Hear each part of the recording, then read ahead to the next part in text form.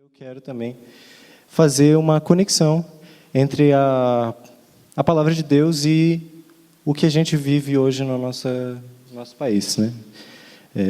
Trazer uma reflexão a respeito de como mesmo a nossa forma de agir deve ser mudada de acordo com o que recebemos de Deus e como isso interfere na forma como a gente enxerga tudo isso que está acontecendo hoje em dia. Abram comigo, por favor, em 2 Coríntios 5.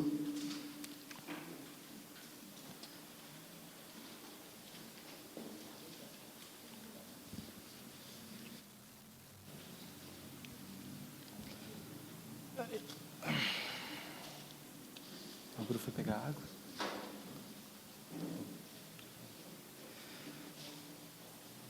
Essa é a segunda vez que eu prego. E essa pregação é muito diferente da primeira, uma coisa muito diferente. Faz bastante tempo que foi a primeira, então eu estou um pouco nervoso, confesso. 2 Coríntios 5, versículo 18 até o 21, vou ler.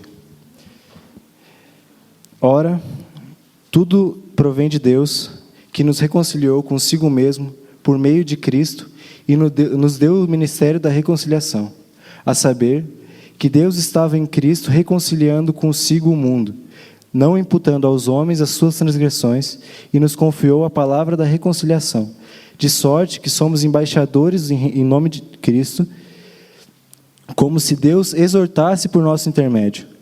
Em nome de Cristo, pois, rogamos que vos reconcilieis com Deus. Aquele que não conheceu o pecado, Ele o fez pecado por nós, para que nele fôssemos feitos justiça de Deus. Amém? Amém, igreja?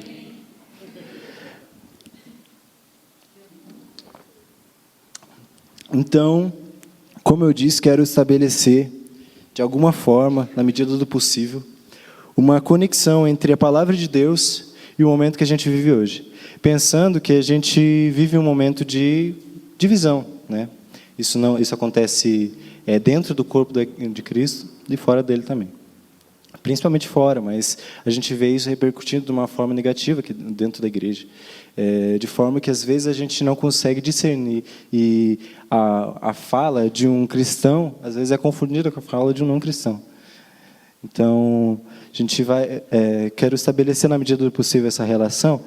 E falando como que esse Ministério da Reconciliação, ele, de alguma forma, muda a nossa prática, a nossa praxis.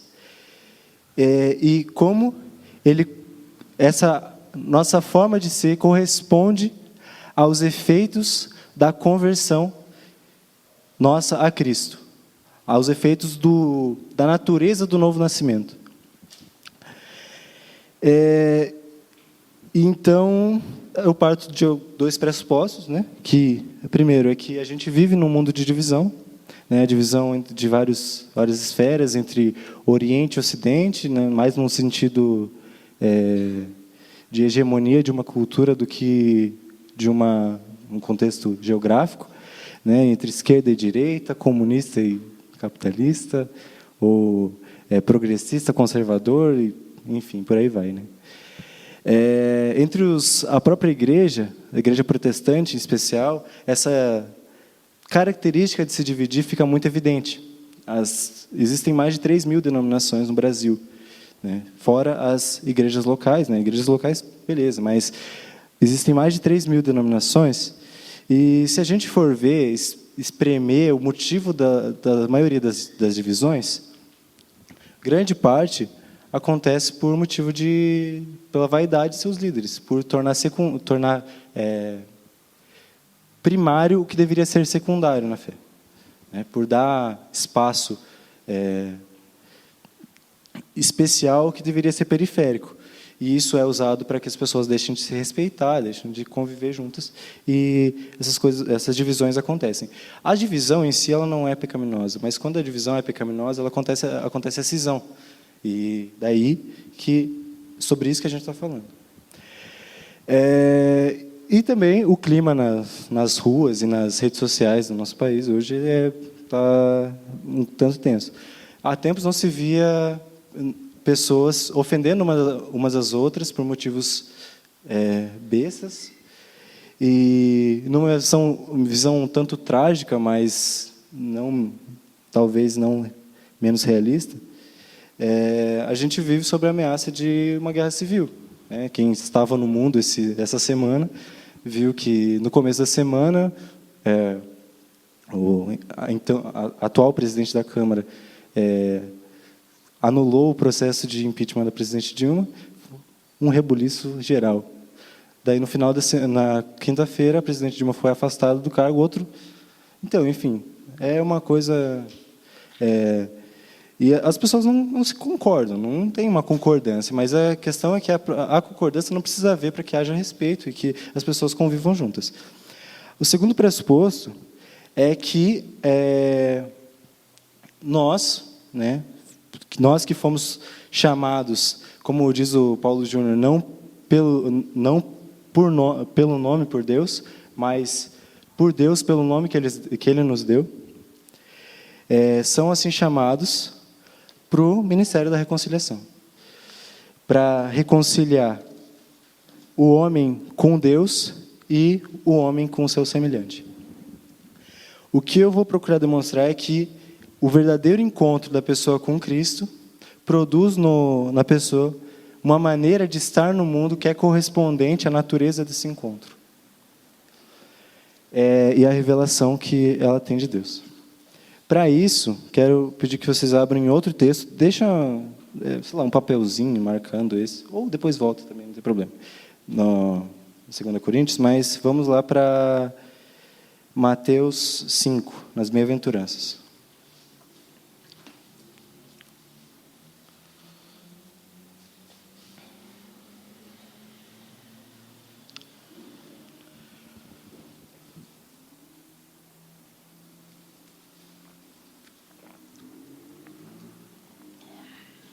Até agora está ficando claro?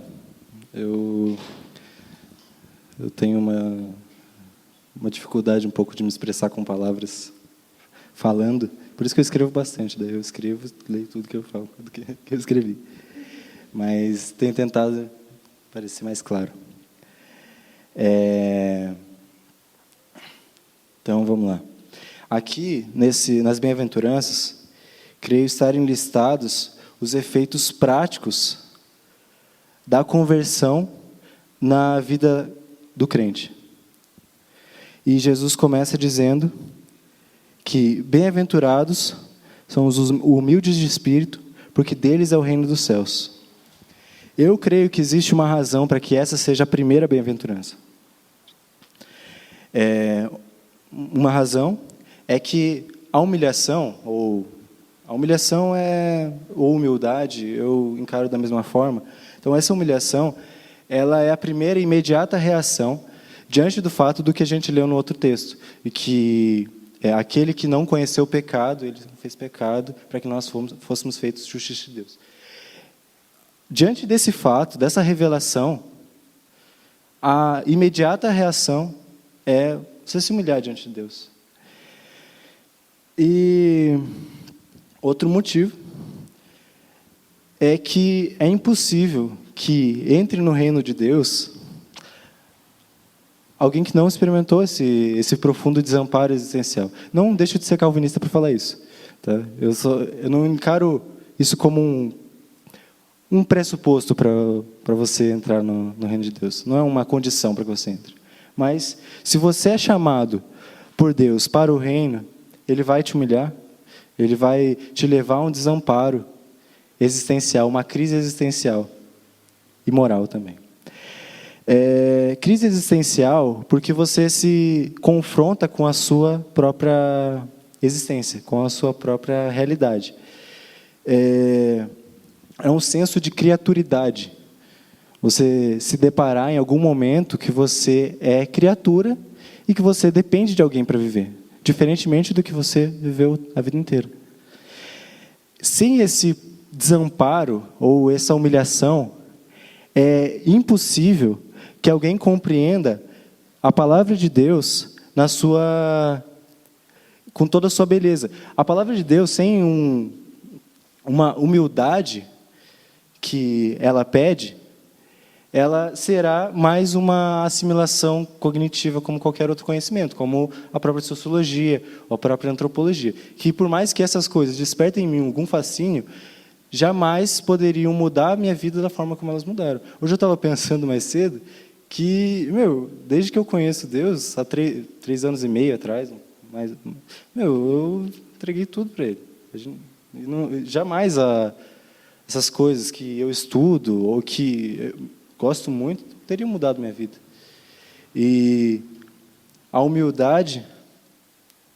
humilhação faz com que essa palavra tenha um efeito que o que você compreende com a mente desça para o teu coração e mova teus afetos, de forma que vai ter um efeito visível na sua prática, na sua vida. E o desamparo também é moral, porque além de você se dar conta de que você é insignificante diante de Deus, você se dá conta da sua insignificância, mas também da sua maldade, que a inclinação da tua carne é para a morte, é para o pecado. E que você tinha predisposição para cometer todo tipo de pecado e tem uma predisposição para desavença. Certo? Então, essa humilhação é o resultado do contato. Onde vou deixar os papéis que passam? Obrigado. Essa humilhação é o resultado do contato com a alma, mediante a visão da glória do caráter de Deus. E aí você se dá conta que exige das pessoas mais do que está disposto a dar para elas. E que quando você peca, você ofende aquele que pede de você o que é razoável. E é claro que esse desamparo, ele vai levar ao choro. No próximo versículo 4 diz: bem-aventurados os que choram, porque serão consolados.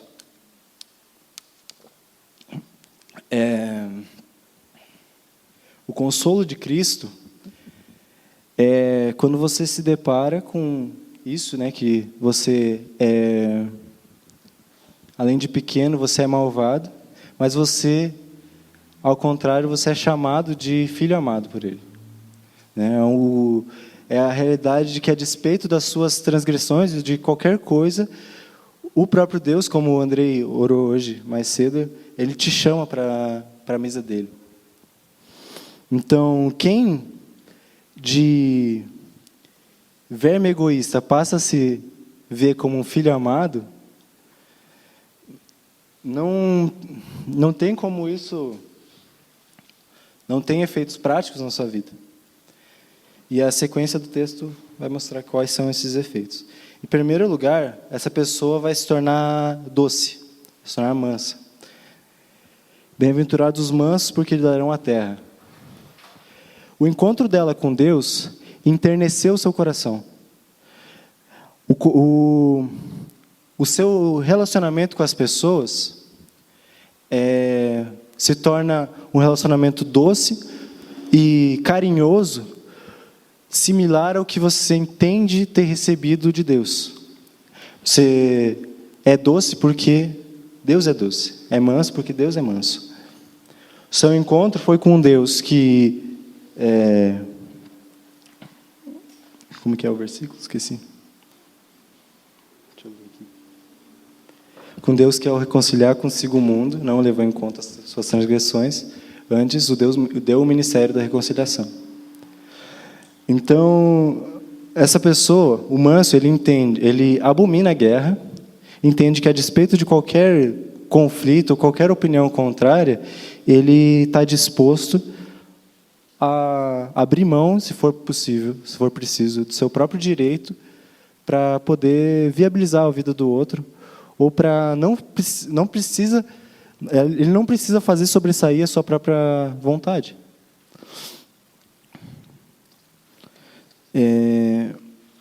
Então, Jesus diz que o verdadeiro encontro gera alguém que tem fome e sede de justiça.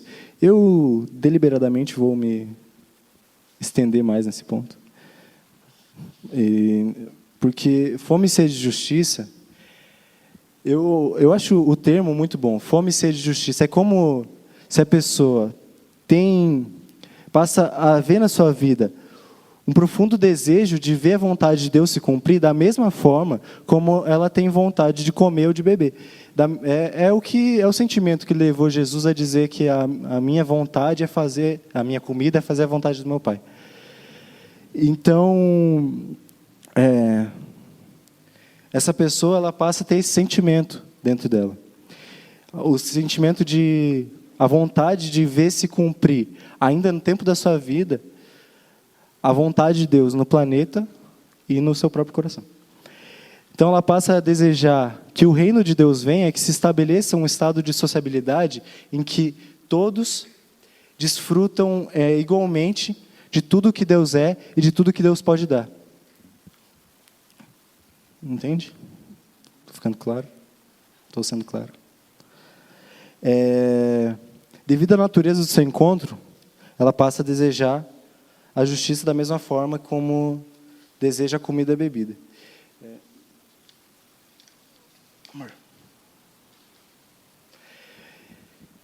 A justiça também faz com que a pessoa não se torne seletiva nas suas causas e nos seus julgamentos, pois entende que há algo maior que serve de vetor para as suas relações e que é a vontade suprema do Deus misericordioso. O significado mais básico da palavra justiça significa tratar as pessoas com imparcialidade.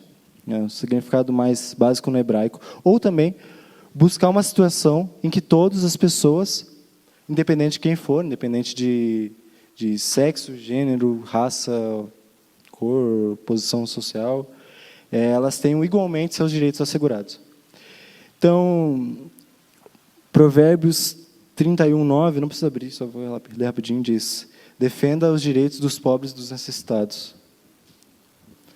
Justiça significa, portanto, dar às pessoas o que é devido, seja a punição, ou seja a proteção, seja o cuidado. E é por isso que, nas diversas vezes que a Bíblia fala sobre a justiça, ela reforça o cuidado com o mesmo grupo de pessoas. E eu queria, quando abrir rapidinho, deixe marcado, assim, aí deixe marcado, mas abre em Zacarias 7. É o penúltimo livro do Antigo Testamento.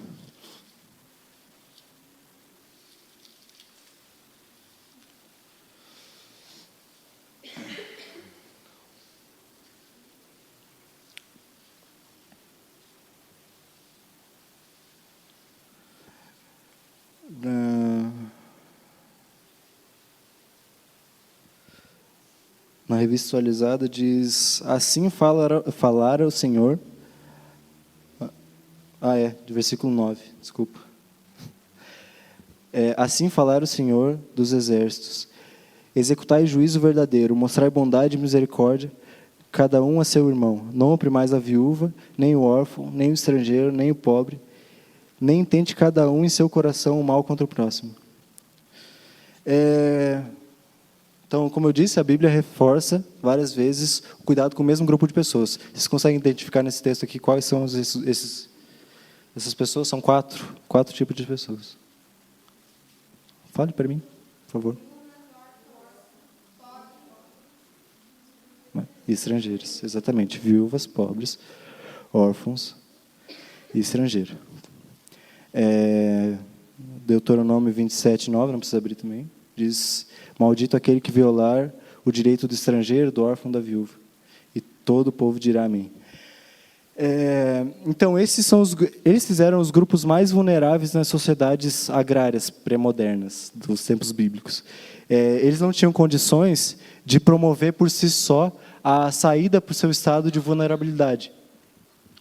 Eram pessoas que mal tinham o que comer e que, se houvesse uma crise social, uma crise econômica, certamente elas morreriam. E, hoje em dia, o grupo de mais vulneráveis ele podia ser substituído por outro. Poderia ser composto de refugiados, trabalhadores imigrantes, mendigos, mães e pais solteiros, ou os afligidos por doenças graves, como a AIDS, em países da África, por exemplo. E quem tem fome e sede de justiça passa a desejar, como um meio de manutenção do seu próprio corpo e alma, que esses grupos tenham a sua dignidade assegurada.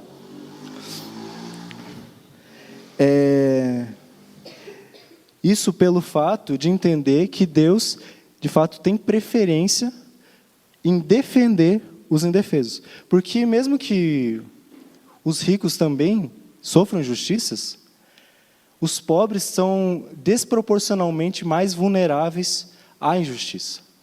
E têm desproporcionalmente menos condições de sair do seu estado de sofrimento. Então, é contra essa desproporcionalidade de tratamento que aquele que entende ter recebido o ministério da reconciliação deve lutar. Certamente ele não vai dizer que isso é um comunismo ou isso é um socialismo, né? Por favor. Então quer dizer também que a pessoa, diante dessas coisas, não suporta se deparar com os números da violação constante aos direitos humanos no Brasil e no mundo. Eu trouxe alguns números para suscitar, de alguma forma, um sentimento diferente, talvez, alguma coisa. Os números são complicados. Então, eu vou ler aqui alguns números. 59.627 pessoas foram vítimas de homicídio no Brasil em 2014. É 2014, mas é o número mais atualizado, não tem... 72% dessas vítimas são negros, uma vez que 51% da população brasileira é negra. Em 2013, um homossexual era vítima de assassinato por homofobia a cada 28 horas. O número, assim, num ano, daria mais ou menos uns 250, pode ser considerado baixo, mas são pessoas que são mortas pela sua opção, orientação sexual.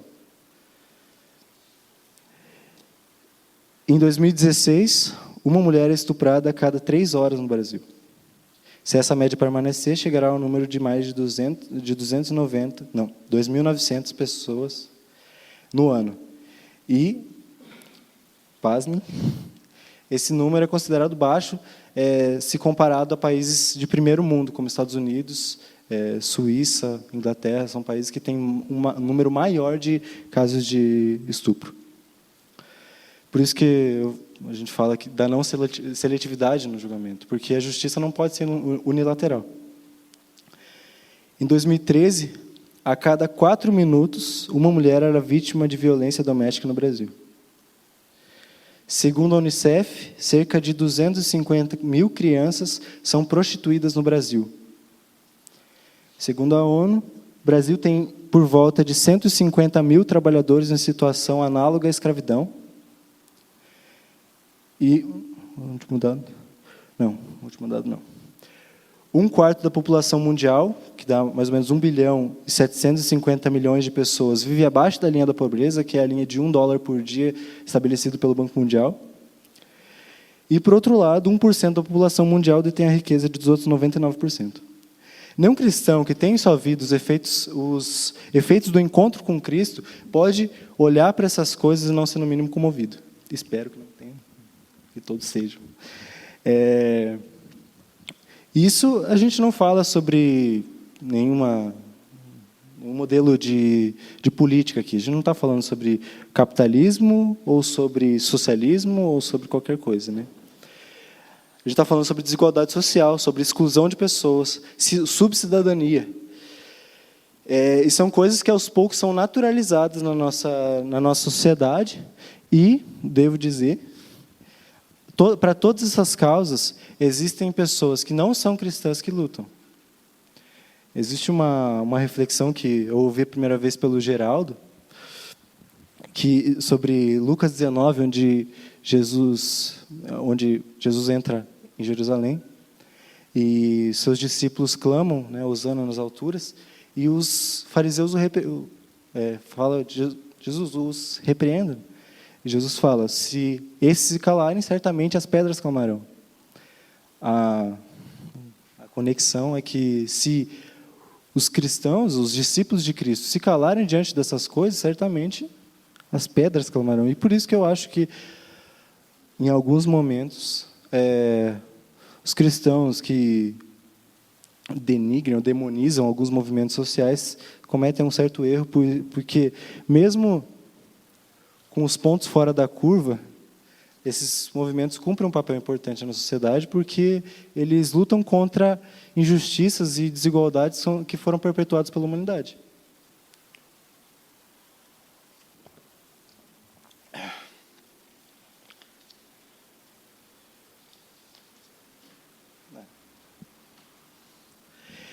Outro texto diz, Jeremias 22.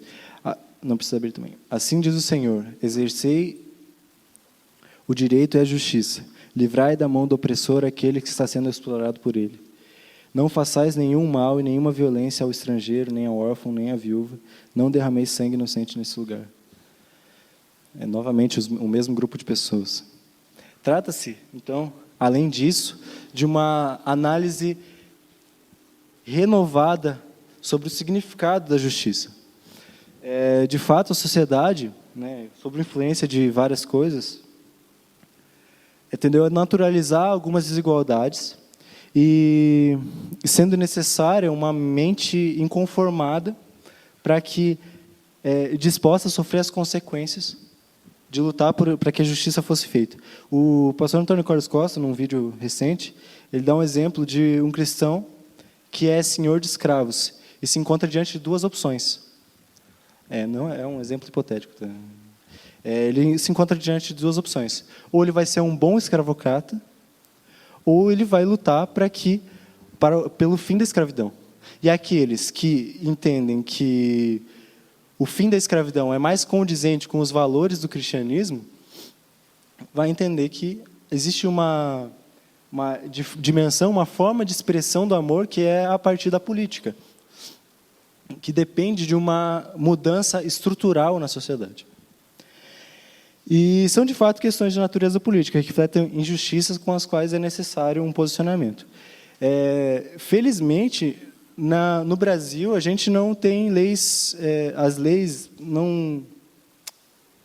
Deixa eu dar um exemplo para explicar. Existem países em que a mutilação genital feminina é permitida. Felizmente, no Brasil, a gente não tem aberrações desse tipo. Mas, se fosse o caso, o cristão ele não tem que se conformar à lei, aquela lei absurda. Ele tem que se posicionar contra ela. Então, essa concepção bíblica que faz da justiça, que produz uma cosmovisão diferente sobre a realidade. A visão que, por exemplo, levou Martin Luther King a morrer para defender os direitos dos negros e lutar contra os estigmas da sociedade. Ele foi morto por causa disso. Bom, alguém que... E então, há, portanto, uma dimensão política no amor, que é a viabilização da vida do próximo, de forma como ele não é capaz de fazer por si mesmo. Então, é redimir o necessitado do seu estado de subcidadania e garantir a ele o que lhe é direito. Provérbios 31:8 diz: abre tua boca em favor do mudo e em favor do direito de todos os desamparados. Sempre que eu li esse texto, eu lia mundo. Diz: abre tua boca em favor do mudo. Eu sempre li mundo, mas aí quando eu vi que era mudo, eu achei mais legal até. Certo. Em seguida, Jesus diz que a experiência do real encontro com Deus transforma o coração num coração misericordioso. Diz: bem-aventurados os misericordiosos, porque alcançarão misericórdia. Isso acontece porque a pessoa passou pela experiência de compreender que se Deus não tivesse feito por ela o que ela era incapaz de fazer por si mesma, ela jamais teria sido salva. E o caminho pelo qual ela levava a sua vida ia levar pela própria destruição dela. Então, é a continuação da experiência de humilhação. Porque ela percebe que o seu egoísmo é desproporcional à pequenez da sua vida, mas que foi alvo de um amor misericordioso que a transformou. Ele transformou sua identidade então ela passa a ter um tratamento misericordioso também, é um efeito inevitável. Tim Keller diz que o coração misericordioso afasta a pessoa da mentalidade de classe média. Ele quer dizer, o que ele quer dizer com isso, né? Que é uma mentalidade meritocrática, que entende que é o único responsável por tudo que tem. E, como consequência disso, não se dispõe a tirar do que é seu para dar a quem, teoricamente, é responsável pela sua miséria. Porque se eu sou responsável pelo todo o meu sucesso, quem está na miséria é responsável pela sua miséria. Mas alguém que passou pela transformação que Jesus fez, ele percebe que foi justamente esse o seu caso. Eu sou o único responsável pela minha miséria. E se não fosse Deus se compadecer de mim, eu sei lá o que seria de mim. Olha o que será de mim. Então, essa pessoa torna-se propensa a auxiliar o próximo na sua fraqueza, mesmo que ele seja responsável por ela. Bem-aventurados os limpos de coração, porque verão a Deus. A experiência do novo nascimento é responsável por purificar o coração, de forma que haja uma correspondência entre a nossa alma e a glória do caráter de Deus. Desculpa.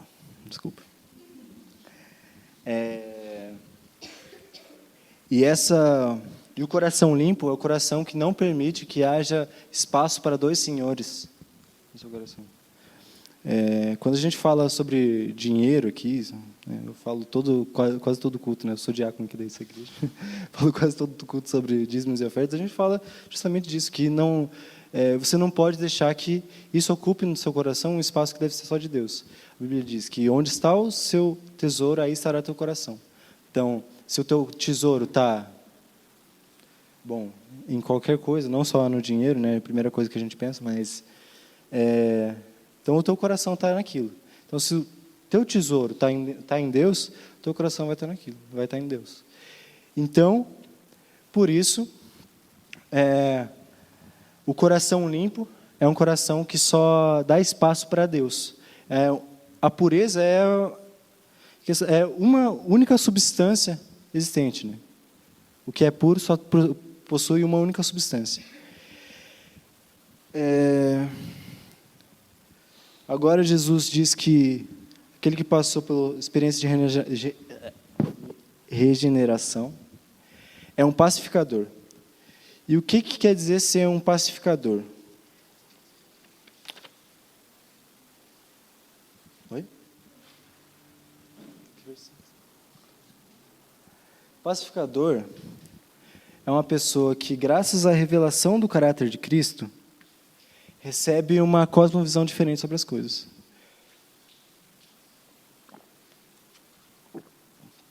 Ele é levado a fazer conexões pacíficas entre as pessoas. Abomina a guerra e está disposto a abrir mão do seu conforto para que ela seja evitada e para promover a paz. Então, é alguém muito interessado na política. Eu comprei um livro anteontem, inclusive, daí me ajudou para a pregação, mas foi sem querer. Do Zygmunt Bauman. Ele fala que o aspecto mais notável da política contemporânea é a sua insignificância. Os políticos são impotentes, não incompetentes, impotentes, não têm programa, seu objetivo é manter-se no cargo, e as mudanças de governo não são como um divisor de águas. E, de fato, né, diante disso, há uma beleza e necessidade das manifestações que acontecem e que aconteceram no Brasil nos últimos tempos. Há uma necessidade em milhares de pessoas irem para a rua e protestar contra o governo, se consideram que ele deve ser mudado, ou protestar para que o governo não seja mudado, se considera que não é a melhor opção para esse momento. Porque nenhuma sociedade que se esquece da arte de questionar pode ver a solução para os problemas que a afligem, a não ser que a menos não antes que essa solução seja irrelevante. E vale lembrar também que essas manifestações, né, para trazer um pouco para a nossa realidade, ambas são pacíficas. Né? Ouvia-se muito... Pacíficas não. Né? Bom, pode ser, são pacíficas, mas eu quero dizer legítimas. Ouvia-se muito críticas sobre o perfil das pessoas de uma ou outra manifestação. Né? Falava-se, uma manifestação contra o governo era de pessoas ricas e não sei o quê. Daí, a favor do governo, era dos pão com mortadela. Né? Mas alguns dados informam que o perfil das pessoas de ambas as manifestações era o mesmo. Eram pessoas com a mesma faixa etária, a mesma posição social, mesma renda, mesma escolaridade. Então, isso era um argumento irrelevante. Né? Então, mas o problema das manifestações é a seletividade do julgamento mesmo. Porque o que mostra que o inconformismo ele é limitado ao vínculo da paixão pessoal, do partidarismo. Por essa razão que eu entendo hoje, diferente do que eu enxergava um tempo atrás, que não se pode encaixar a leitura bíblica dentro de qualquer filosofia política econômica que tenha, qualquer filosofia econômica humana. Né? Então, não é possível dizer que a Bíblia se aproxima de esquerda ou direita. Eu já disse isso, mas não digo mais. O cristianismo ele tem aspectos que podem ser conservadores, podem ser progressistas ao mesmo tempo, e não tem problema nenhum nisso. Até porque o cristianismo é muito anterior a qualquer coisa dessa. Mas é triste ver pessoas ofendendo até mesmo pastores por causa dessas coisas. E daí surge o partidarismo, que é uma coisa interessante. Parece que todo mundo precisa de um inimigo. Parece que para que seja construída uma identidade que lhe é própria, a pessoa necessite criar um inimigo para si.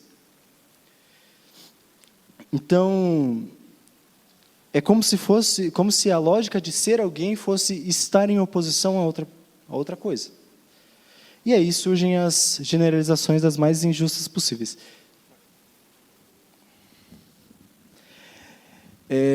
E o interesse por política que eu estou falando, ele é mais do que se revestir da armadura de marxistas ou liberais e se valer dela para toda a sua visão de mundo. O conformismo generalizado, ou até o inconformismo limitado, ele tem o preço do sofrimento humano. Então, a política, por que o pacificador é alguém interessado por política? Porque a política é a administração, é a arte da administração da vida na polis, na cidade. Então, a viabilização da vida coletiva e individual e a conciliação entre o político e o privado.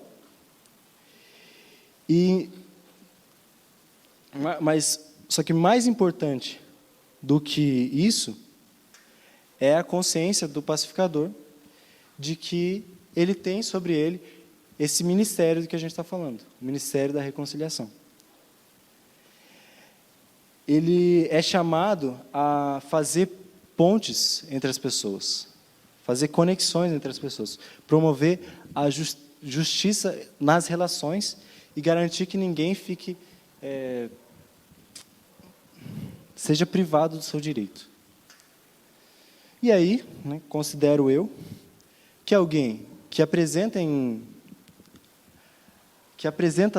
todas essas características, de alguma forma, será perseguido. A última bem-aventurança é: bem-aventurados sois quando por minha causa vos injuriarem e vos perseguirem e mentindo, disserem todo mal contra vós.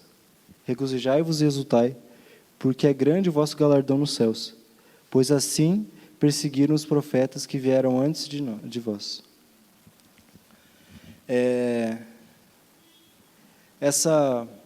Alguém que se posiciona diante do mundo com todos esses aspectos, mesmo que seja um pacificador, de alguma forma ele incomoda, não é? Então, de alguma forma ocorrerá perseguição.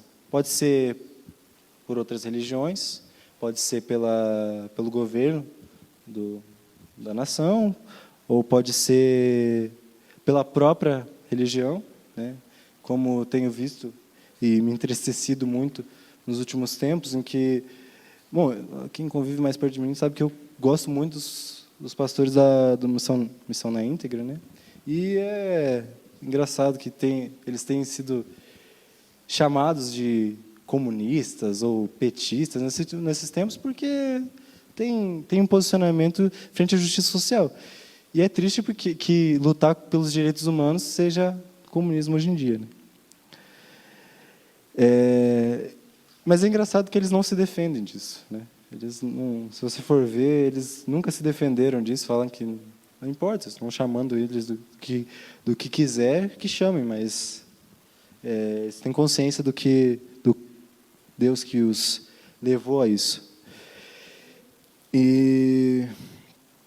Então, para concluir, rapidinho. Para concluir, sustento, então, que todas essas características listadas são características naturais pela revelação que a pessoa tem da glória de Cristo, da glória do caráter de Deus. Uma pessoa que reconheceu a sua insignificância e egoísmo, chorou e teve suas lágrimas enxugadas, e encontrou na sua vida a solução no sangue de Cristo e no amor de Deus, ela de forma nenhuma será encontrada perpetuando as mesmas práticas que antes. Como eu disse, hoje em dia se confunde muito a fala de cristãos e não cristãos. E quando alguém de fora talvez olhe para a igreja, veja tanta injustiça quanto fora, veja tanta maledicência quanto fora da igreja. Da mesma forma como acontece fora da igreja, dentro da igreja também ela tende a se fechar para si mesma. E aquele que teve consciência da revelação do caráter de Cristo e do ministério que foi imputado por Cristo, ele terá em sua vida os efeitos práticos dessa revelação, e de forma que ela não aceitará as mesmas práticas que antes. Sua vida vai ser, portanto, não uma busca por reparar as falhas. Ela vai ser uma vida em resposta ao fato de que, apesar delas, há um Pai que a amou e a tornou participante da sua obra. E Deus fez dessa pessoa, alguém que brilha na luz, uma luz do mundo, como uma cidade que é colocada sobre um monte e que é impossível de esconder. E para que nela haja um destaque no mundo de desordem, para que ela seja a expressão da ordem de Cristo no mundo de desordem. E nesse momento, né, que as coisas estão tão conflitantes, o nascido de novo, consciente do que recebeu de seu Deus, deve estar comprometido com a sua sociedade e estar no mundo como um embaixador do reino. Eu quero voltar para o texto lá, texto anterior, que é de 2 Coríntios 5.